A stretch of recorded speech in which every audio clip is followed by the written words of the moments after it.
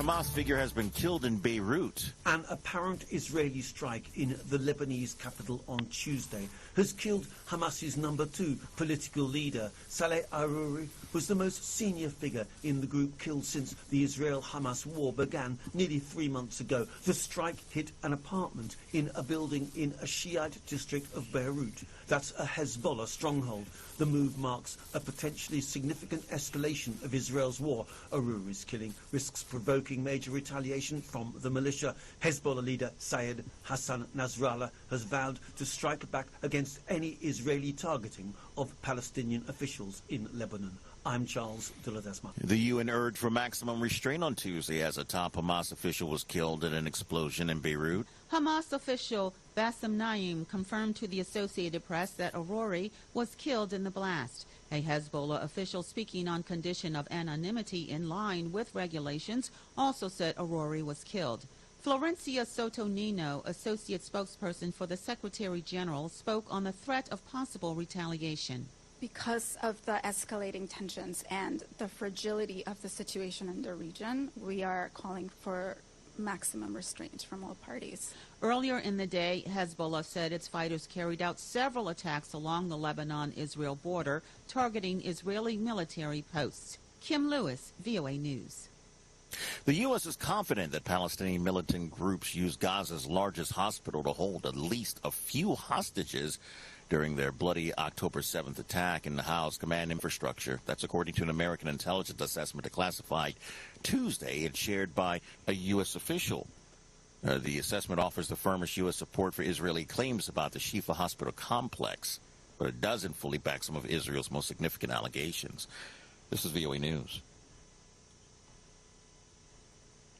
Russia says it shot down 12 missiles fired at one of its southern regions bordering Ukraine as Kyiv's forces seek to change the Kremlin narrative that life is going on as normal despite the 22-month war.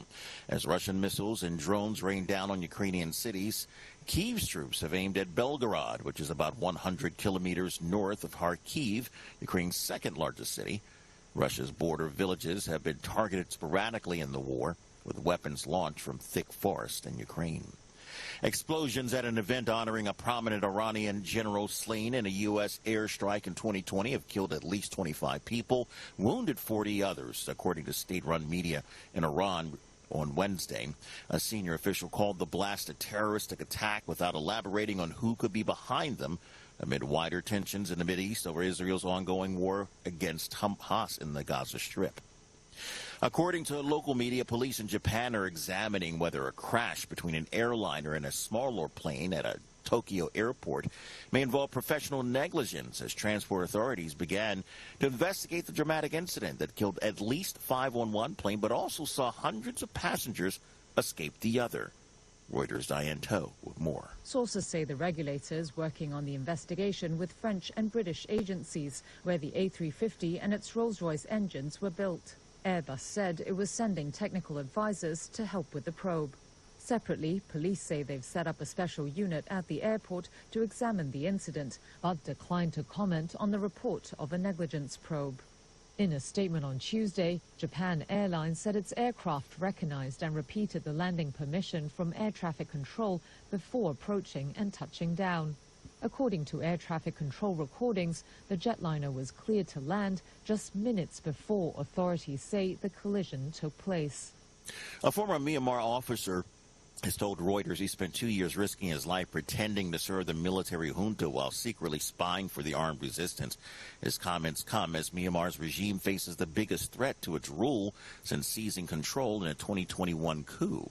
Yan joined the police force in late 2020, but decided to defect after he witnessed the arbitrary arrest and beating of protesters during a brutal military crackdown. People hated us, Yan told Reuters, adding that he didn't feel good. That's Reuters' Salman Lee reporting.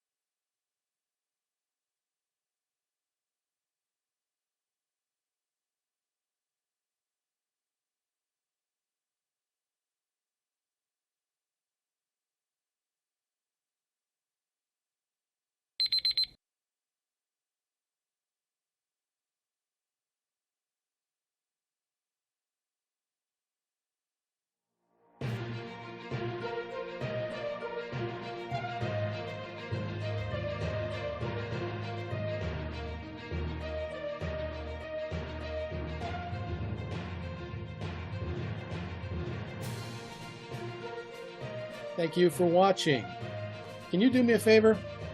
Please leave a comment in the comments section below. That would really help. Thank you, and see you again soon.